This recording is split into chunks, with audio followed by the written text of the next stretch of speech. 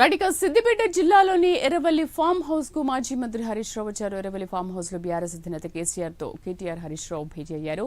Phone tapping కేసులో ఇద్దరు నేతల విచారణకు సంబంధించిన అంశాలపై చర్చిస్తున్నట్లు తెలుస్తోంది. అలాగే కేసులో కేసీఆర్ ను విచారణకు పిలిస్తే ఎలా ముందుకెళ్లాలని దానిపైన చర్చిస్తున్నట్లు తెలుస్తోంది. ఫోన్ ట్యాపింగ్ అంశంతో పాటు ప్రభుత్వ పనితీరుపై మరింత బలంగా ఎండగట్టేలా కార్యాచరణ రూపొందించనున్నట్లు సమాచారం. మా కరెస్పాండెంట్ చందు పూర్తి సమాచారం అందిస్తారు. చందు, ప్రభుత్వం చేసే కార్యాచరణపైన కార్యక్రమాలపైన ఎటువంటి యుద్ధం చేయనున్నారు, ఎటువంటి కార్యాచరణతో ముందుకు వెళ్తున్నారు, ఎటువంటి ప్రణాళికను రచిస్తున్నారు?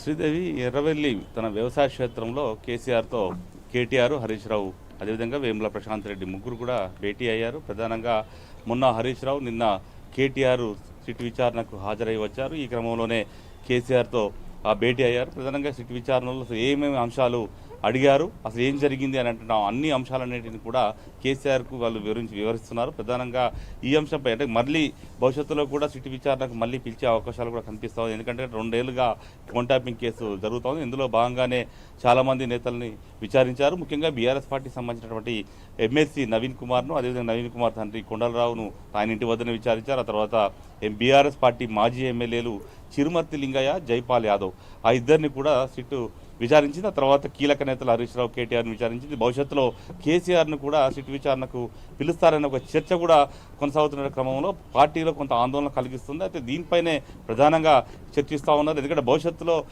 కేసీఆర్తో పాటు మరి ఏ ఇతర చిన్న స్థాయి లీడర్ అయినా పెద్ద స్థాయి లీడర్నైనా సిట్ విచారణకు కానీ పిలిస్తే, కేసులలో పిలిస్తే ఖచ్చితంగా బీఆర్ఎస్ పార్టీ తరఫున ఒక లీగల్ టీం అయితే ఎప్పుడు అందుబాటులో ఉంచి వాళ్ళ ద్వారా ఖచ్చితంగా న్యాయం జరిగేలా మనం చూద్దామనేటువంటి అంశాలన్నింటినీ కూడా కేసీఆర్ వారికి భరోసా ఇచ్చినట్టు తెలుస్తూ ఉంది.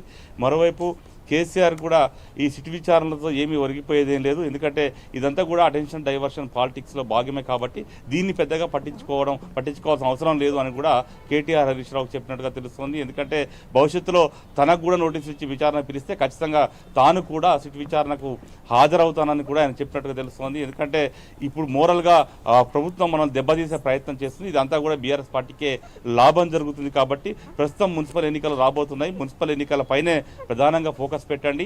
మున్సిపల్ ఎన్నికల్లో గెలిపే ముఖ్యం. ఎందుకంటే ఇప్పటికే పంచాయతీ ఎన్నికల్లో మెరుగైన ఫలితాలు వచ్చాయి కాబట్టి మున్సిపల్ ఎన్నికల్లో అంతకు మించి ఫలితాలు తీసుకురావాల్సిన అవసరం ఉంది. కాబట్టి ఈ సిట్ విచారణలు కానీ ఇంకా ఏ విచారణల గురించి కూడా ఆలోచించాల్సిన అవసరం లేదు, వాటిని పట్టించుకోవాల్సిన అవసరం లేదని కూడా కేసీఆర్ వారికి దిశానిర్దేశం చేసినట్టుగా తెలుస్తూ ఉంది. ఎందుకంటే ఈ భవిష్యత్తులో ఏదో ఒక విచారణ పేరు పిలుస్తారు కాబట్టి ప్రభుత్వానికి అది డ్యామేజ్గా మారుతుంది, అది బీఆర్ఎస్కు అడ్వాంటేజ్గా మారుతుంది అని చెప్పి కూడా కేసీఆర్ వారితో చర్చించినట్టు తెలుస్తోంది. ఎందుకంటే ఇప్పటికే ఆర్ఎస్ ప్రవీణ్ కుమార్ కూడా ఇటు సజ్జనారు ఒక నోటీసులు పంపారు. ఖచ్చితంగా ఆయన చేసిన వ్యాఖ్యలపై వివరణ ఇవ్వాలని కూడా కోరిన నేపథ్యంలో భవిష్యత్తులో ఆర్ఎస్ ప్రవీణ్ కుమార్ లాంటి నేతలకు కూడా ఒకవేళ సిట్టు విచారణకు పిలిస్తే, ఇంకా మరే నేతలను కూడా పిలిస్తే ఖచ్చితంగా లీగల్గా మనం ముందుకెళ్దాం, లీగల్గా వాళ్ళందరినీ కూడా మనం కాపాడుకుందాం అన్నటువంటి అంశాలను కేసీఆర్ వారు చెప్పినట్టుగా కూడా తెలుస్తూ ఉంది. శ్రీదేవి, అయితే చందు, ఇప్పుడు కేటీఆర్ కానీ హరీష్ రావు కానీ ఆర్ఎస్ ప్రవీణ్కి కూడా తాజాగా నోటీసులు ఇవ్వడం కానీ లేకపోతే విచారణ జరపడం కానీ చూస్తుంటే